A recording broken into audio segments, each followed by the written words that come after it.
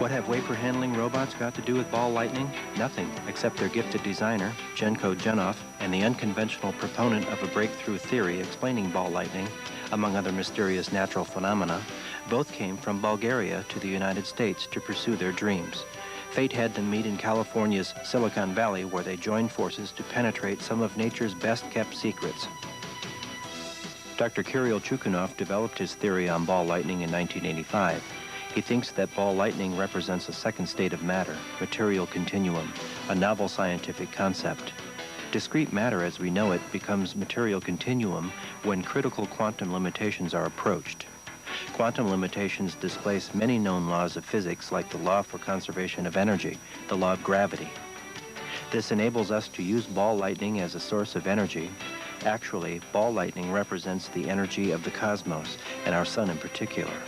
The advantages of obtaining energy from an artificially created ball lightning are these: no fuels are used, there is no radiation and dangerous waste, unlimited source of energy, no danger of explosions, and relatively easy to utilize. Working in Bulgaria, Dr. Kirill Chukunov conducted his first successful experiments in 1987 when he obtained a ball lightning under laboratory conditions. Quartz vessels were filled with helium and introduced in a high-frequency field. Rope-like formations appear emitting very bright light.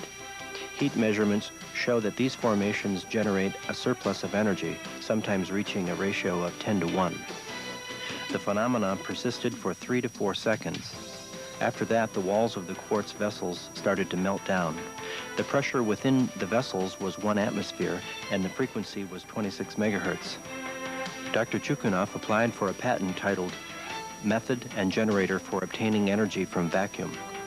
The application was filed with the Bulgarian Patent Institute.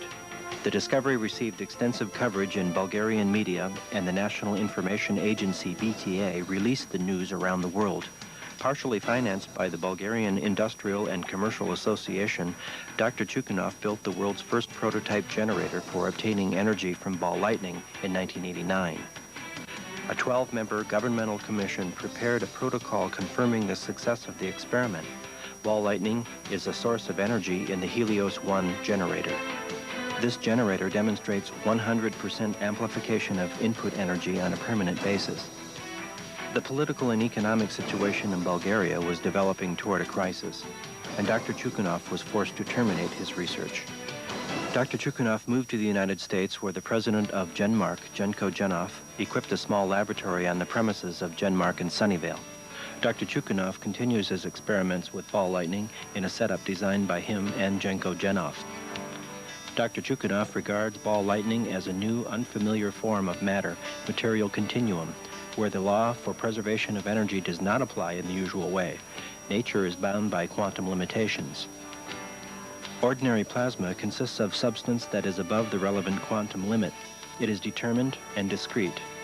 However, if the gas is ionized instantly and atomic nuclei are prevented from receiving significant kinetic energy, the nuclear compound of plasma might fall well below its quantum limit and be transformed into what the author calls quantum plasma macro-object. The electron compound, which is bound by the same quantum limit, does not transform into a quantum plasma macro-object. Electrons are submerged in the structureless nuclear compound, which is precisely the material continuum. Where does ball lightning receive its enormous destructive energy from? After it is activated, instant ionization of the atoms occur, and the nuclear compound falls below the lower quantum limit. To avoid isolation and preserve its density unchanged, it shifts to the lowest quantum limit. This quantum shift to the limits of the determined matter is accompanied by an energy gain. The ball lightning acquires additional energy, which is not derived from the surrounding world of determined matter, but it is a sheer quantum gift of nature. The law for preservation of energy is violated only within the quantum range. Energy transfer from the ball lightning to other bodies may occur only through immediate contact. Such a contact does not deplete the ball lightning of energy. It transfers energy without losses because it has to keep to the quantum limit. The greatest part of matter in the universe exists as a material continuum. Our sun, for example, is an enormous ball lightning enveloped by hot gas. The energy of the sun is not a product of thermonuclear synthesis, but a gift from the nothingness. The ball lightning is a quantum macro object, or giant atom, and can always be a source of surprises. Rarely, a ball lightning may explode into a supernova, releasing 3 or 4 times greater energy than the energy fed into it. Unfortunately, these occasions are really rare and usually occur with no experts around. Numerous experiments have proven beyond doubt that it is possible to create an artificial ball lightning and use it to produce energy. What is more, the practical way to do this has been established in the process, and the concept of a high productivity generator has been worked out. We are sure that productivity can be increased 1,000-fold. Very soon, this source of energy may completely displace all others because of its obvious advantages. Unlimited quantities of very cheap energy, no burning of fuels, no waste products, environmentally safe, technically simple, and safe to use. All highlights in human history are inevitably linked to the discovery of a new energy source. This was fire for primeval man, domestic animal power for primitive societies, the force of wind and water for ancient civilizations, coal for early industrial society, petrol and nuclear energy for contemporary society.